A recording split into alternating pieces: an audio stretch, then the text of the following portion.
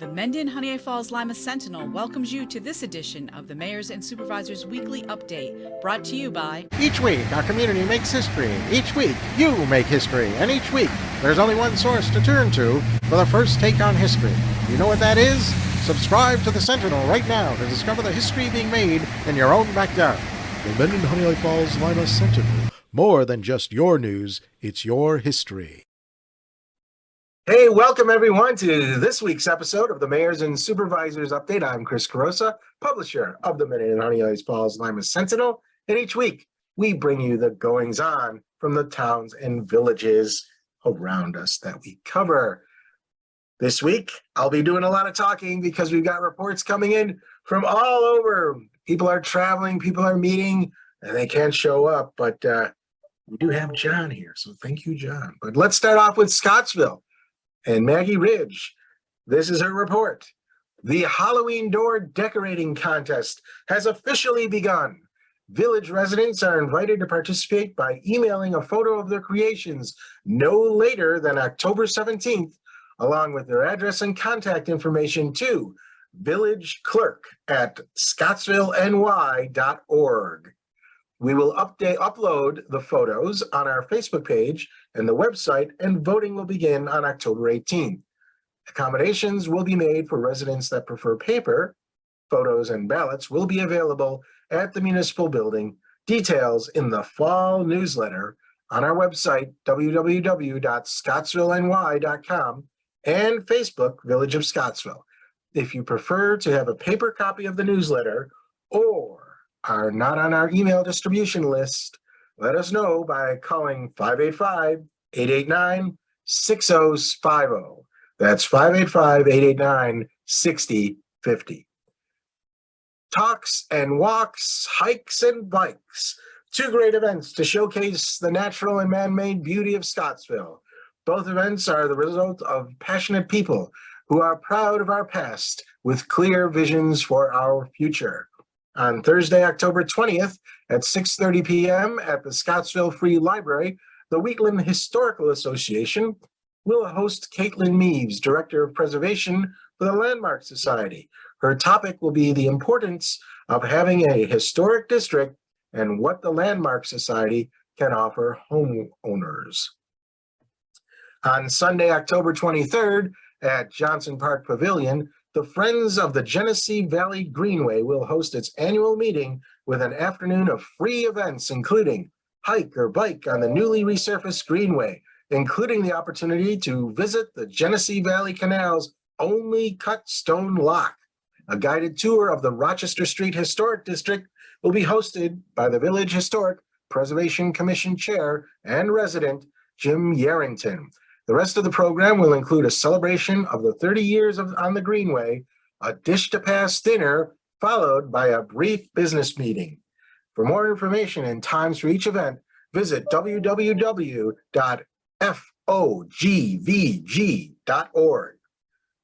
Finally, nominations are being accepted. It is that time of year when the Wheatland Community Hall of Fame Salute to Excellence Committee is collecting nominations for deserving candidates for both the Hall of Fame and Volunteers of Distinction recognitions. This year, the responsibility for the Wheatland Hall of Fame has shifted from the town of Wheatland to the Greater Wheatland Chamber of Commerce, while still using the Wheatland Municipal Building as the location to display these recognitions. The committee would appreciate nomination input from the Village of Scottsville for consideration as we pull together this year's selections. The following link provides access to the Wheatland Community Hall of Fame webpage that identifies previous honorees. There are also links to the nomination forms. It's a long link, folks, so get your pencils handy. It's https://. That's the part you already know. www.wheatlandchamber.org/copy-of-fame. And if it's too hard to come down, that'll be included in the paper, in the transcript, so you can read about it in this week's issue.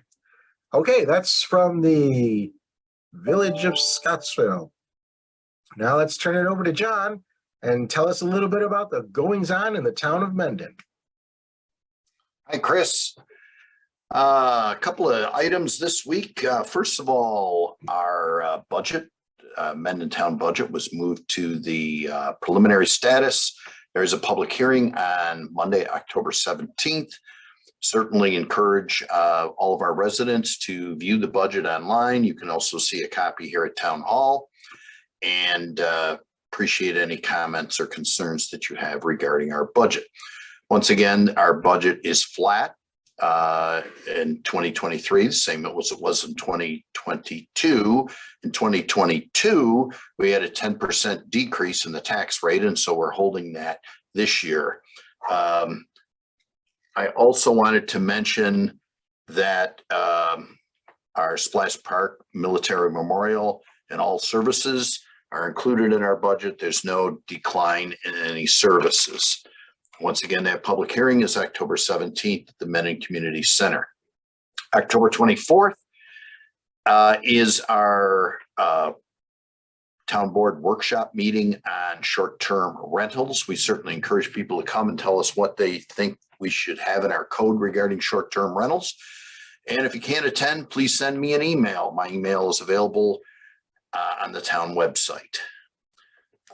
And I wanted to mention that again, that we have our recycling event coming up on Saturday the 15th at Semmel Road at the Highway Department.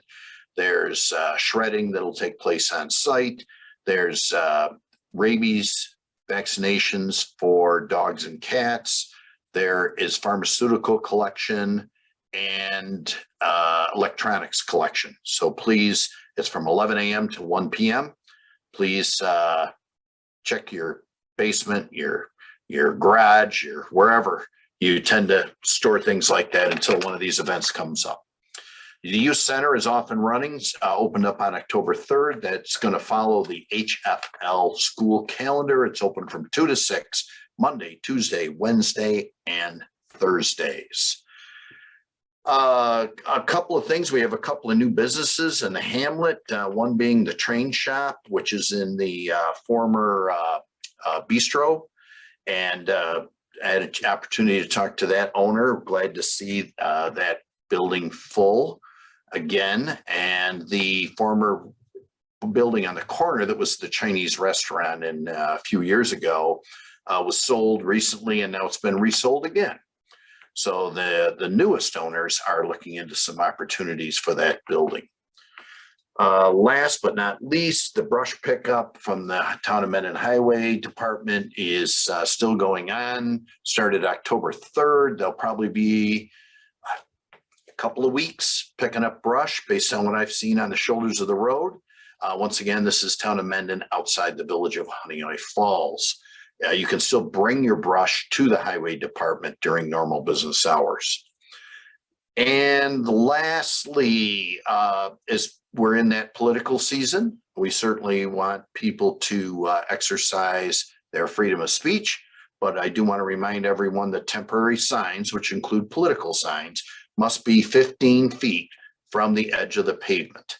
And also all state and county laws will be adhered to. In other words, you can't put a political sign on like the post that holds a stop sign, things like that. We also remind people, try to keep them away from intersections. We don't want them blocking the view at intersections, that type of thing. But the local code for any temporary sign, including political signs, is 15 feet from the edge of the pavement.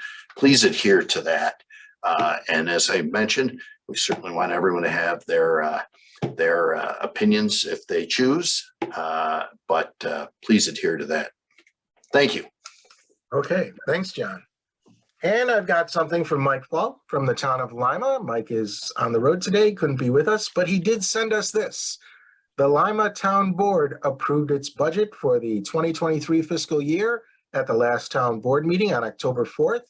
The budget is under the 2% cap. The board did table discussion on accelerated plow truck purchasing until the November meeting. The re-roof of the town highway garage will begin in earnest on October 17th.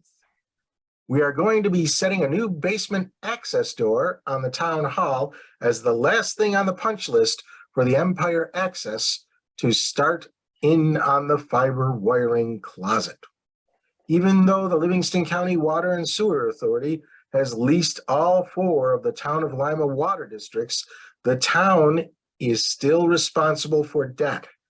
Water District 2 will be assessed a $15,000 debt payment to be spread out over all of Water District 2 properties according to the rules set when the district was formed many years ago.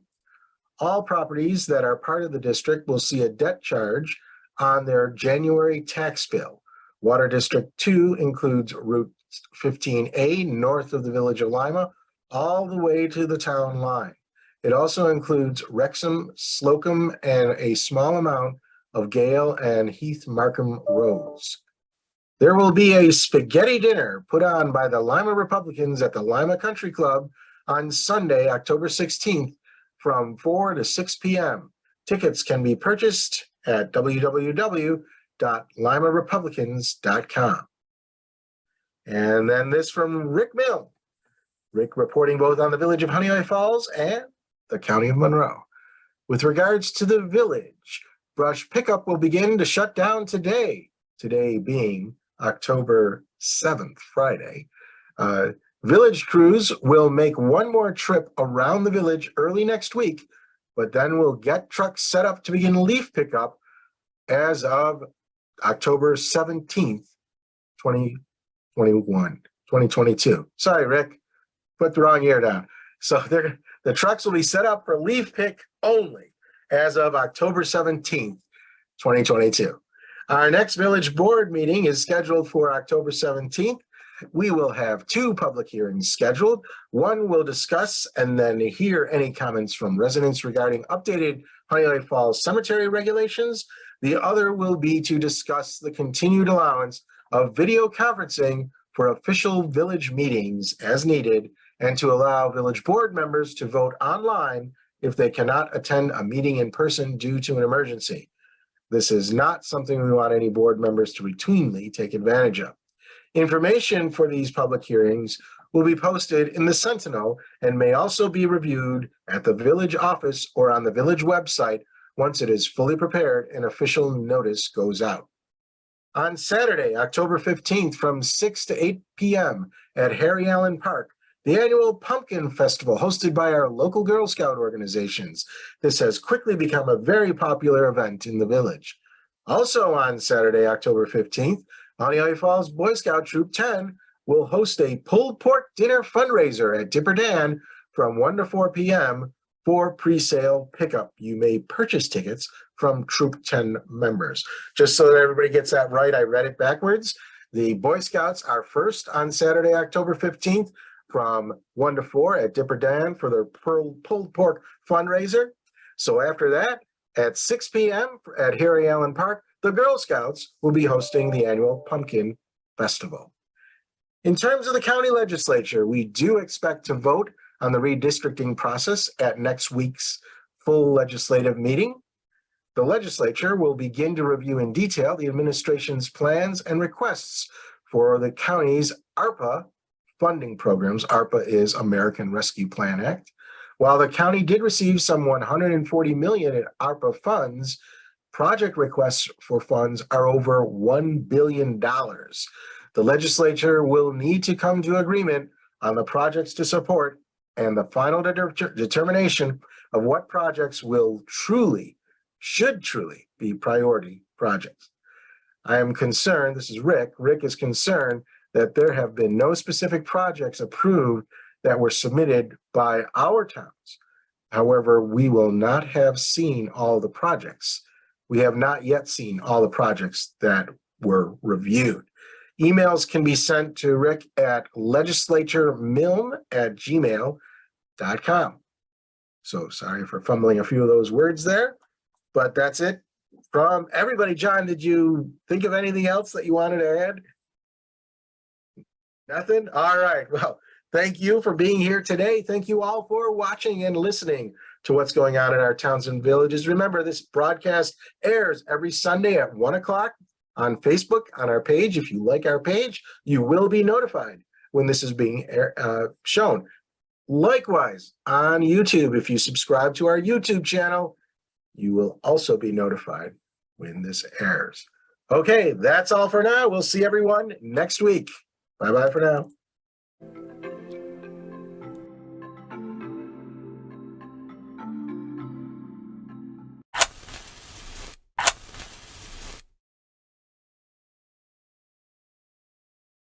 Imagine yourself communicating with a difference. Pan-Dimensional Solutions helps you do this. Whether live spectator events, taped broadcasts, or real-time audience-engaging programs, you can benefit immediately from the tools Pan-Dimensional Solutions will share with you. Do you want to make a difference? Contact us at pandimensional.com.